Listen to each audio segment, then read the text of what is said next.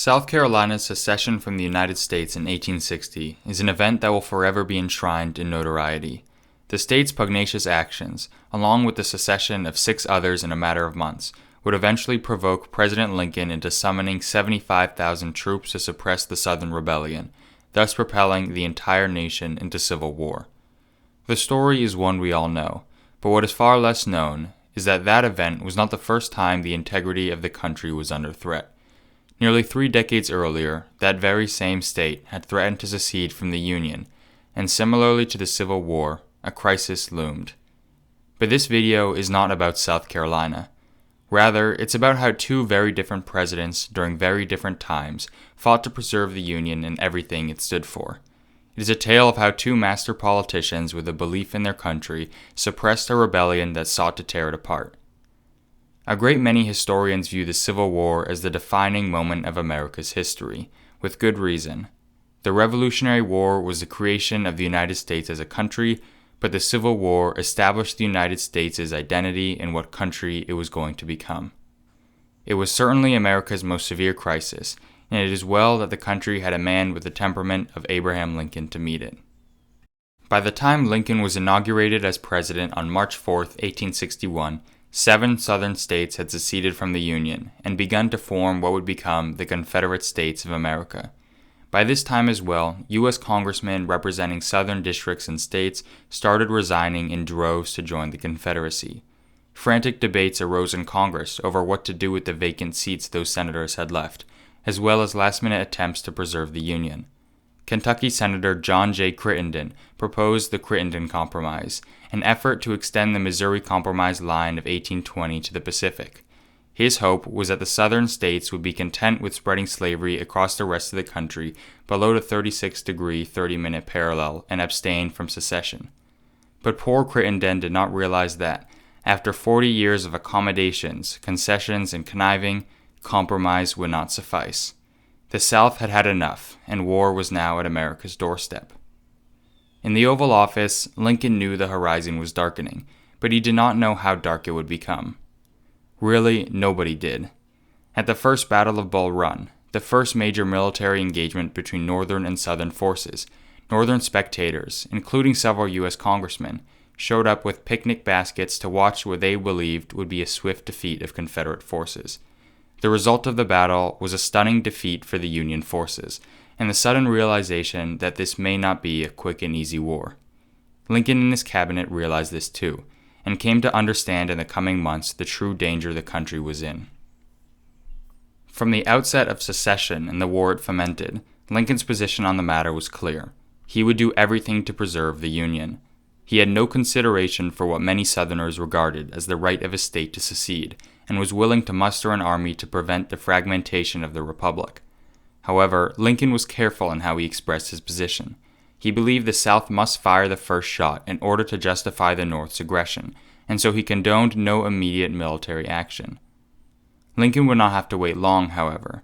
Merely a month after situating into the White House, South Carolinian troops attacked Fort Sumter, prompting Lincoln to summon 75,000 troops to maintain the honor, the integrity, and the existence of our national Union. Alexander Stephens, the vice president of the Confederacy, believed that Lincoln had forced the South's hand in striking the first blow, thus claiming that the war was inaugurated by Mr. Lincoln. This much is nonsense, for the Confederacy's decision to seize crucial forts around the South was a result of no effort of Mr. Lincoln's, but rather the South's desire to gain a strategic military advantage over the Union so as to make their situation more advantageous. As much as former Confederate politicians would like to claim in their post-war memoirs that they were the true victims, they were the ones that had endeavored to disintegrate the Union and had chosen to strike first. For 4 years, President Lincoln led the country through its bloodiest and most destructive war, all the while governing with alacrity. Even when faced with personal tragedy and loss, he was sanguine about the Union's prospects in the war, and never faltered in his determination to see the 34 states reunited. But his presidency was not without missteps and disruptions. In 1863, as the war continued to intensify and the Confederacy planned to turn the war greatly in their favor, Lincoln took several actions in an attempt to strengthen the Union and its cause. The first of these was the Civil War Military Draft Act, passed on March 3rd of that year. The act called for all men between the ages of 20 and 45 to conscript in the military instead of the previous Militia Act of 1862, which assigned quotas to each state. The act was highly unpopular and led to the New York draft riots of 1863. Another controversial act he passed was the Habeas Corpus Suspension Act of 1863, passed on September 15th. The act suspended habeas corpus, the writ requiring a person under arrest to be brought before a judge or into court. This act allowed for the suspension or detainment of any prisoners of war, spies, traitors, or Union soldiers. They were denied the right to a trial. As aforementioned, Lincoln pledged to do everything in his power to preserve the Union. In many cases, however, he did even what some claimed was outside of his power. The clearest example of this is his suspension of the writ of habeas corpus, among other acts. As many of his critics have claimed for over a century and a half, the act directly violated the Sixth Amendment, or the right of the accused to enjoy a speedy and public trial.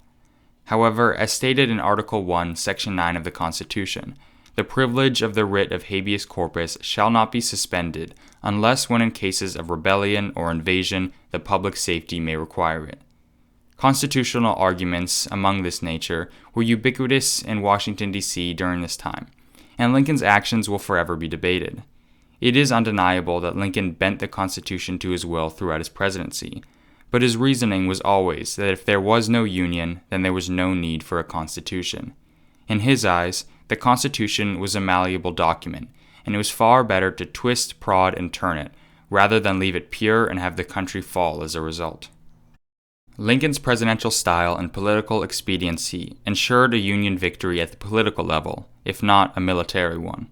By the end of the Civil War, the president had preserved the Union, emancipated all slaves and territories in open rebellion against the United States, and worked to pass the 13th Amendment through Congress, all of which stand among the greatest accomplishments of any president.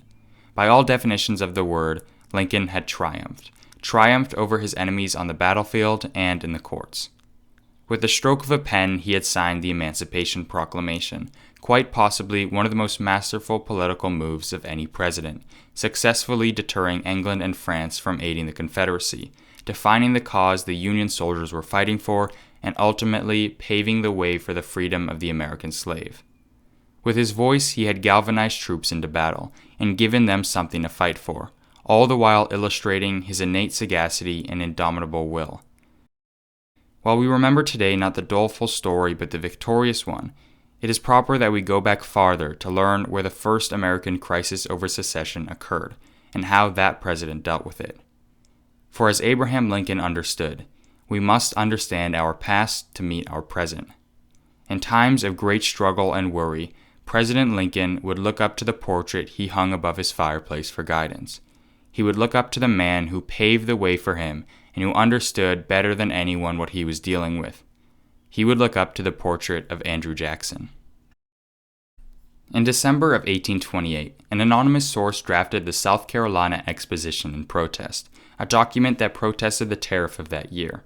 In this document, the author presented his views on the doctrine of nullification, the idea that a state has the right to nullify federal law.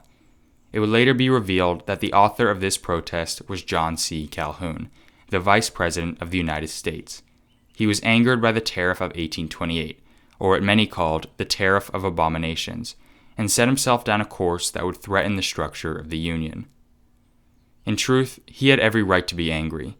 The Tariff of 1828 was a high protective tariff that taxed foreign goods so as to protect northern and western products from competing with those of other nations. What the tariff also did was raise the cost of living in the South, as Southerners now had to pay for far more expensive goods. On top of that, foreign nations whose goods were being taxed subsequently blocked the sale of American cotton, which was the South's primary product of export. The tariff was proposed to the Senate by Silas Wright, a political ally of Andrew Jackson, in an effort to hurt then-President John Quincy Adams, who favored Northern interests more than Southern ones. If Congress passed the tariff and Adams signed it into law, he would become a hated man in the South, and Jackson, who had lost the election of 1824, would have a great chance of winning in 1828. The tariff surprisingly passed in May of 1828, and the result was as many had anticipated. The South roared at Adams' ostensible disregard for the region, and vowed for revenge via the polls. Silas Wright's plan worked, and in 1828 Andrew Jackson was elected to become the 7th President of the United States, beating John Quincy Adams in a landslide. John C. Calhoun won re-election as the Vice President, and the two worked together to form a new party, the Democratic Party. During his first term, Jackson's plate was full with the issues of reform, retrenchment and economy, Indian relocation, the national bank, and foreign affairs, but Calhoun's attention was directed still toward the doctrine of nullification. For 4 more years, Calhoun promulgated his idea, and the Congress and the country slowly began to split over the issue of the tariff. Sensing turmoil if the problem was not addressed, a new tariff was proposed in 1832. This tariff would reduce the rates of the previous one and would hopefully please the Southerners. It did not. If anything, it reaffirmed the Southerners' notions that the federal government had no interest in respecting the rights of Southerners and protecting its economy. As a result, South Carolina formed a convention that denounced the revised tariff and adopted an ordinance of nullification. In this ordinance, Calhoun declared the tariffs null and forbade the federal government from collecting duties within the state following the new year. Lastly, Calhoun proclaimed that, should Congress interfere with South Carolina's ordinance, the state would secede from the Union. Now the country was dealing with a crisis. As Jackson saw it, this was now no longer a matter of political dispute. This was treason. The president immediately understood the severity of the situation and sought to address it at once. Clearly, attempts to revise the tariff had failed, and he recognized that the Northern congressmen would not pass a tariff that substantially lowered the rates of the original tariff. He must find another way to suppress South Carolina. The first thing he did was take his eyes off South Carolina. As the tariff's effects were felt throughout the South, he feared other states might follow South Carolina's lead. The state that was most sympathetic to South Carolina's nullification doctrine was Georgia, the state's neighbor. Though Georgia had issued no ordinance nor threatened secession, Jackson understood that there were many in the state that too wished to nullify federal law. What Jackson did in Georgia was free Worcester and Butler, 2 missionaries who had violated Georgian law and been the subject of the Supreme Court case Worcester v. Georgia. This pleased Georgia in regards to the Indian situation, and the state now viewed Jackson as a closer ally. Though his actions seemingly had little to do with nullification, it was nothing short of political mastery. In doing this, he gained the support of Georgia and its promise that she would not subvert the will of the federal government, as well as simultaneously isolating South Carolina from a strong potential ally. With Georgia out of the way, the other and southern states realized as well that South Carolina was on its own and could not rely on other states aiding it should it choose to secede. After all, one of the primary reasons why 11 states seceded from the Union between 1860 and 1861 was because each one knew other states were going to secede with them. There was security in that, but from the point of view of a state, there was no security in facing the will of the Union by itself. Now Jackson could deal with South Carolina alone. By the end of the year, on December 10, 1832, Jackson issued a formal proclamation regarding South Carolina's attempt to nullify federal laws and secede from the Union. The proclamation's vindictive language directly dispelled the notion of nullification and sought to dissuade any others from sympathizing with South Carolina's views. The proclamation was remarkably well received. In it, he had worked to unite the North, West, and parts of the South that had a fervent belief in the structure of the Union. He did not make it a war between North and South, federal government versus state government, but a struggle between those who loved liberty in their country and those who wanted to destroy it.